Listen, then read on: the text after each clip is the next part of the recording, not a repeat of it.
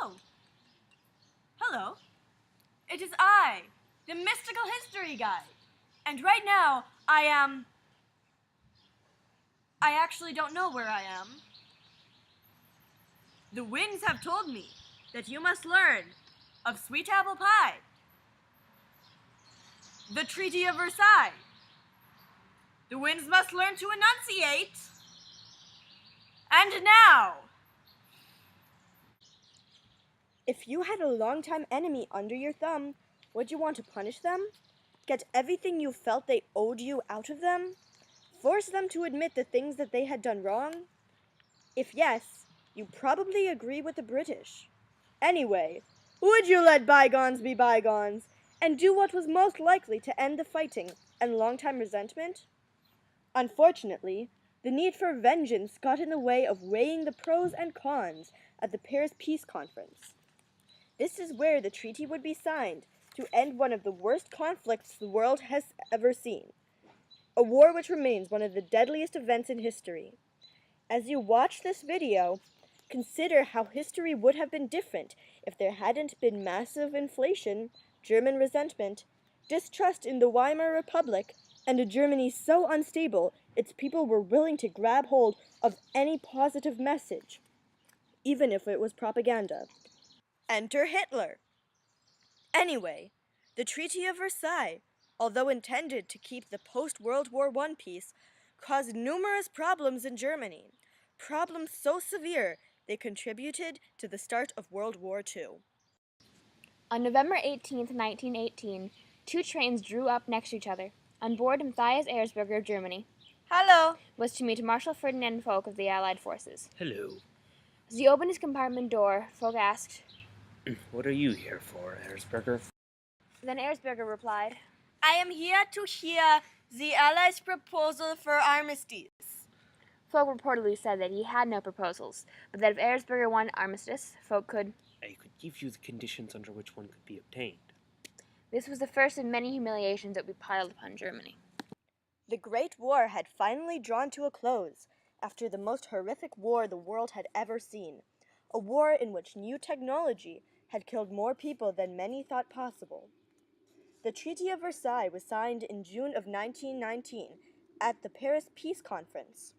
The losing countries were not allowed to participate in the conference and had no say in the terms of the treaty. They just had to deal with what they got. Any notion of negotiation from either side was rejected.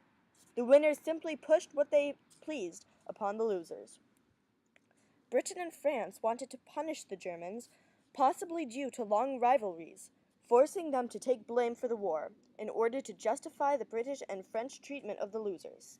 They decided upon a crippling punishment, in their opinion equal to the magnitude of the war. Saarland was ceded to France. Alsace and Lorraine, symbols of French and German rivalry, which had been taken by the Germans in peace negotiations at the end of the Franco-Prussian War, was ceded as well. Germany lost her colonies. All in all, a loss of 13% of German land to the Allies. These territories contained up to 25% of Germany's iron ore and a staggering 75% of Germany's best coal mines. Germany had lost some of what is most vital to an empire, resources and riches. In addition to an enormous loss of territory, Germany had to be humiliated further.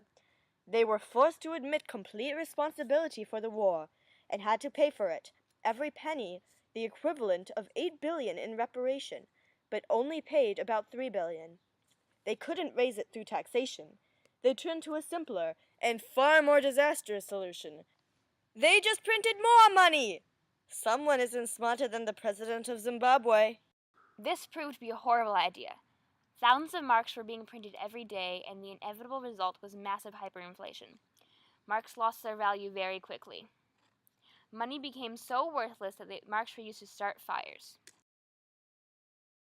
Ach, these German marks are not worth the paper that they are printed on. One woman said that she left an entire basket of money, which was a small amount compared to the wheelbarrows one had to bring for a week's groceries, unattended for a moment. When she returned, the money had been dumped out, but somebody had made off with the basket. People rushed to borrow money. When the value of the mark dropped, they repaid their collectors with marks that were worth much, much less than they had been worth when those marks were first borrowed. One could borrow money, spend wildly, and easily pay back a creditor, to the creditor's loss. You could pay back with the same number of marks, but they wouldn't have the same value as they had when they were borrowed. Prices of goods could double by the hour. Debtors could pay off their debts with useless money, and the creditors and banks were stuck with the useless money. There was nothing that the creditors could do. The banking system was collapsing. People reverted to the barter system. After all, their money was more useful as paper than currency. It was embarrassing that such events had come to the Vaterland, and it's all the Weimar Republic's fault. The people didn't trust the Republic from the start, and things only worsened from there. And it's easy to imagine how a person would feel. I am angry. Even outraged at the embarrassment of the country, frustrated with the failings of the economy, desperate and hopeless as massive inflation turns one's life savings into the equivalent of pennies. Hello again. This is where Hitler comes in. He took advantage of the desperation. He told the Germans what they wanted to believe. He promised to restore German ricotta cheese. Honor and prestige. I need to stop listening to these winds. He promised farmers high prices for their produce. He promised jobs to the unemployed. He promised the middle class an economy to help small businesses prosper. The Germans believed anything that they heard. And most importantly, Hitler promised to tear up the hated Versailles Treaty. Doesn't he seem like a nice guy? But that's for another adventure.